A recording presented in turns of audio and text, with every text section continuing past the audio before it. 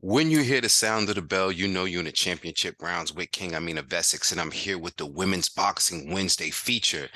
I've been waiting on this one for a long time. She doesn't have a nickname, but I'm calling her Tina Turner, aka the Private Dancer. Why? Because you haven't seen a lot of her fights. They've mostly been out of view, but as we know, sometimes we call boxing, shadow boxing, dancing, and this girl can do that. I'm talking about one Yokasta Valle. She was born in Nicaragua, but has made Costa Rica her home. So let's talk about her. 30 years old, she is the current IBF and WBO Strawweight champion. She played volleyball as a child, and she had her first fight around the age of 13 years old. She's got a gang of sisters. I think it's like four or five of them. Naomi is the only other one that boxes, right? Her dad seems to be, muy fuerte. You know what I'm saying? I don't know what he was doing in his life, but he got a gang of daughters. He must have been a player, right? But let's talk about Yokasta, okay? No amateur career. So I don't really know. Maybe somebody on her team could fill me in or fill us in.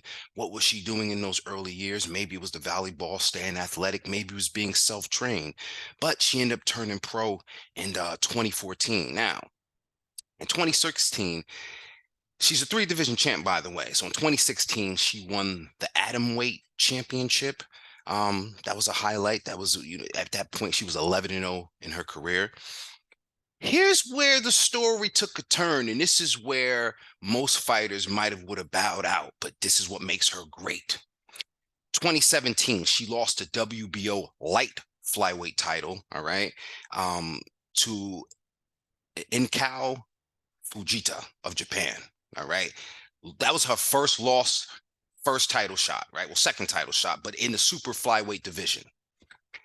Her second fight after that, back-to-back losses, because who did she lose to? Tina Rupprecht. You remember her? She just fought Shanisha Estrada. Yeah, so Tina Rupprecht defeated her. That was for a strawweight title.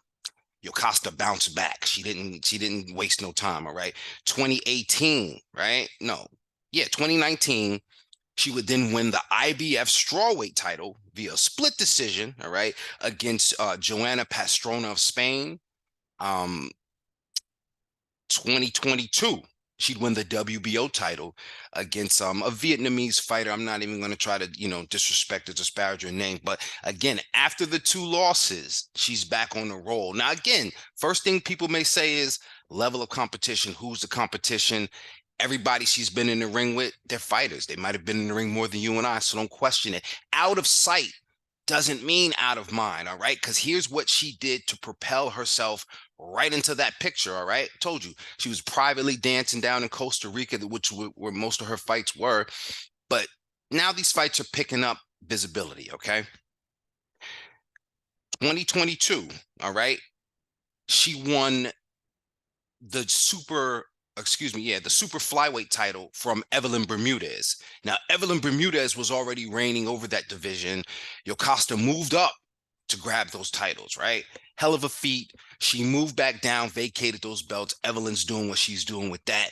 The next fight after that, all right, Yokasta, she defeated an undefeated fighter out of Mexico. But what was important is she was doing that dance on the same night as Superbad defeated who?